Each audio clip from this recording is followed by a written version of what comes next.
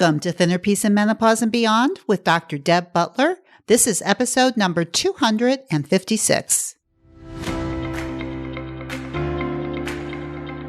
Welcome to Thinner Peace and Menopause and Beyond. This is Dr. Deb Butler, Master Life and Weight Coach, and as always, your coach.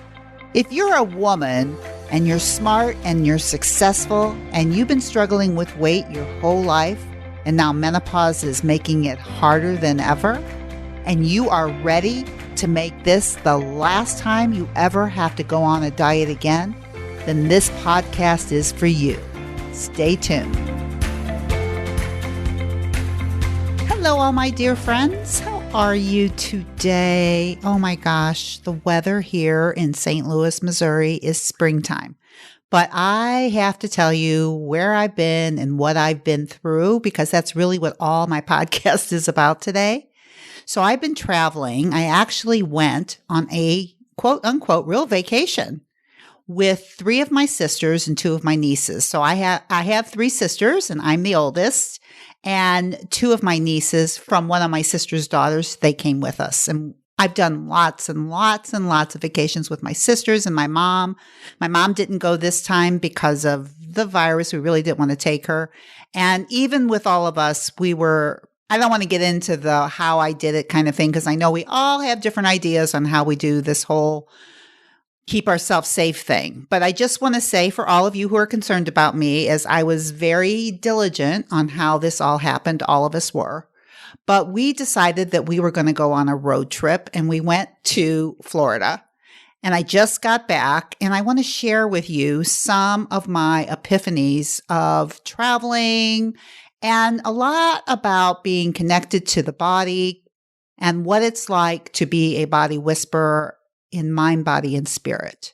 Because truly, a body spirit or a body whisperer is when you can pay attention to the whispers of your body, be it hunger, be it emotions, be it physical pain, be it physical tired, be it emotional exhaustion, all of those types of things, voluntary and involuntary, all live within your body, and they can scream at you like a -10 scream, like we look at it on the emotional hunger scale of -10 is the strongest and 0 is neutral, to the most positive feelings from a physical sensation of fullness to emotional feelings of joy and happiness. All of those can be rated. And one of the things that I always talk about when I talk about the body whisperer is that we really want to pay attention to when the body is speaking softly, not when it's screaming. So I've related a lot to you as a chiropractor that I had a lot of patients that would come to me when their body was screaming and they wanted a quick relief of pain, and it never was fast. It took longer. And one of the things that I want to talk about here is not only that we eat at a -2 and stop at a +2, that we start with those numbers because they're whispers, right? That when we just start getting the feeling of hunger is when we start to eat. And when we start getting the feeling of fullness is when we stop eating. And in the end, we can work with those numbers a little bit, but I do it with those numbers because it really makes you pay attention. But I also think that you can use those same numbers for pain, for being tired, and for your emotions. The difference of what it feels like to be frustrated at a -2 and what it feels like to be frustrated at a -8. What it feels like to feel overwhelmed at a -2, which is this light feeling of overwhelm, to a -8 or 9, which is a very strong feeling of overwhelm. And the more that you can stay closer to the whispers, the easier all of those things you're able to handle in your body. So I want to give you some examples of what it's like to be a body whisperer from a woman, which is me, who has learned to be a body whisperer and sometimes forgets. So here I am. I'm on vacation. I'm with my sisters. We're having a wonderful time. And, sometimes like people want to keep talking for long periods of time.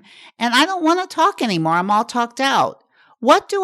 I can feel the feeling inside of me already of the emotional feeling for me, like, stop talking.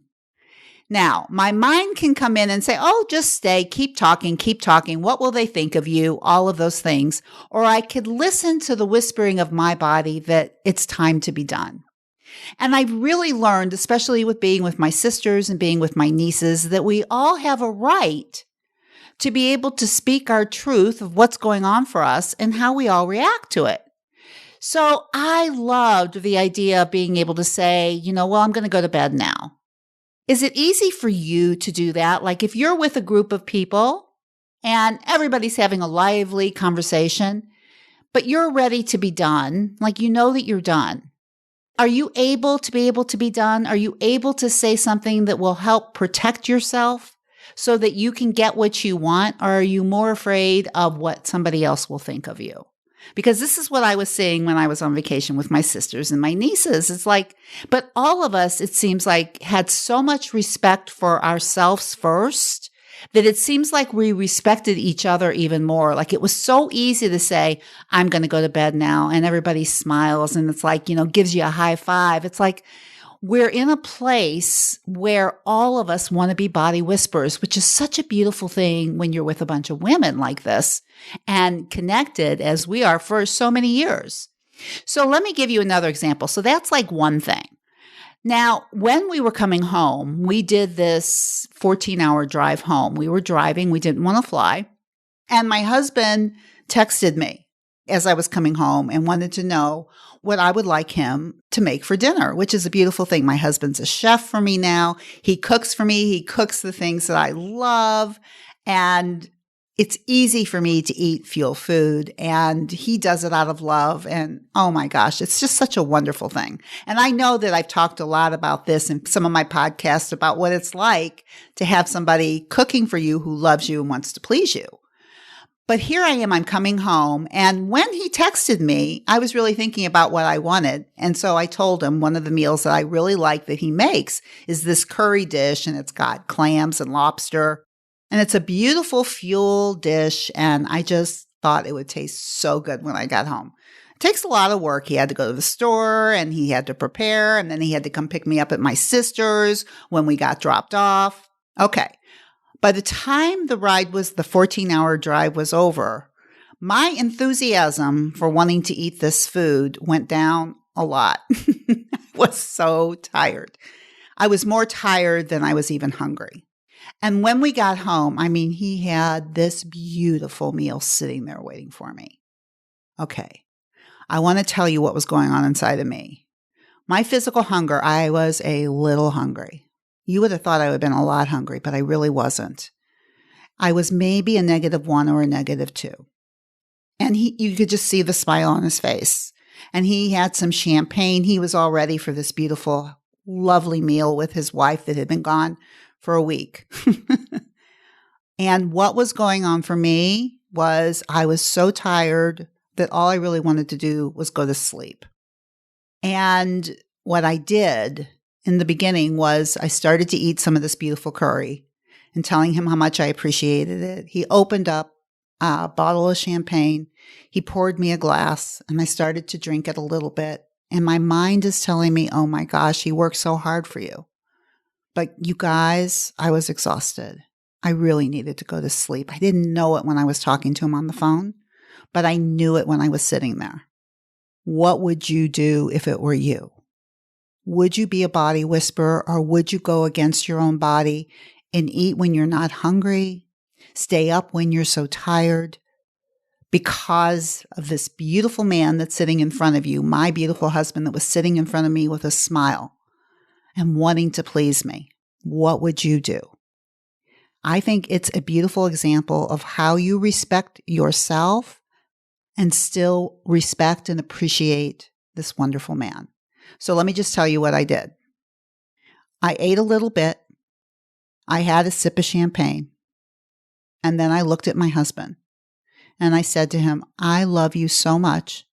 And I appreciate you so much. And I got to tell you guys, in my mind was going, oh, he's going to feel so bad. And all the stuff was going on in my mind, probably just like you. But instead I told him I love him and I appreciate him so much. I said that first. And then I said, but I have to go to bed. I am so tired. and I hope that we can enjoy this tomorrow night. And guess what? He didn't have a heart attack. He just looked at me, and I think he was a little disappointed. He was ready. I mean, he's rested. He was ready for this beautiful meal. He was ready for the whole thing. And so was I 5 hours before this, but it wasn't to be. He looked at me. He kissed me. He said, get some sleep. And I went into my room, and I got into bed, and I went to sleep. It was the best thing that I could do for myself. It's what I call being a body whisperer, and it's a perfect example. These are my epiphanies from my vacation about what it's like to be connected to your body. And I hope you can learn something from this too. It's like when you have somebody that really wants to please you, can you still put yourself above it? And I got to tell you, it was pretty difficult. But my body and how I felt the next morning, I was a new woman. We had that meal the next night, the exact same meal. I could eat it when I was hungry. I enjoyed it. I could stop when I was full. I had some champagne, and I enjoyed the whole experience because I was rested. I was not rested. I was exhausted. So, epiphanies from my vacation. Learn to be a body whisperer. Learn to pay attention to your own body. This is a perfect example. It would have been so easy for me to just eat and drink, and who knows how I would have felt the next day. But instead, I felt like a miracle the next day, what sleep did for me. Sometimes the only thing that works is sleep. There's not enough food to make you feel less tired. So listen, you guys, I really want you to think about that. What are you going to do this week that will make you closer to being connected to your body, even when your mind says you're going to hurt their feelings, even when you might, which we could talk about more because really we don't have the ability to hurt other people's feelings, right? That's a whole nother topic. For now, though, how do you give yourself what you need out of love and still show love to others? The more you love yourself, the more you can love others. And this is really just a perfect example of me loving myself and giving myself what I needed. I really want you to practice this week. What do I need?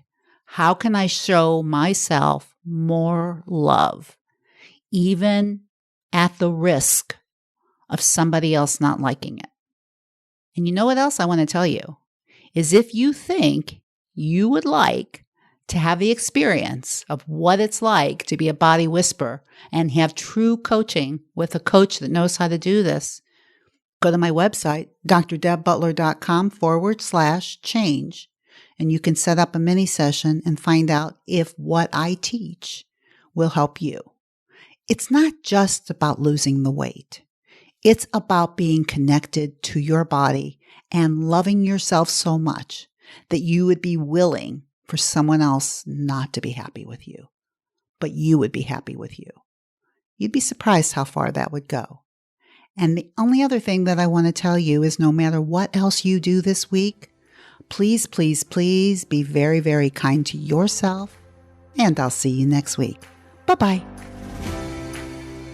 If you've been following my podcast and you're loving all the tools that I teach you, but you're just not sure that you can do it or apply it by yourself, then please go to drdebbutler.com/work with me.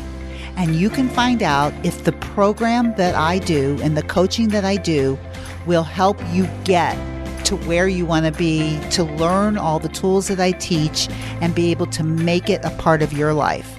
Just go to drdebbutler.com/work with me. You can set up a free 30-minute mini session.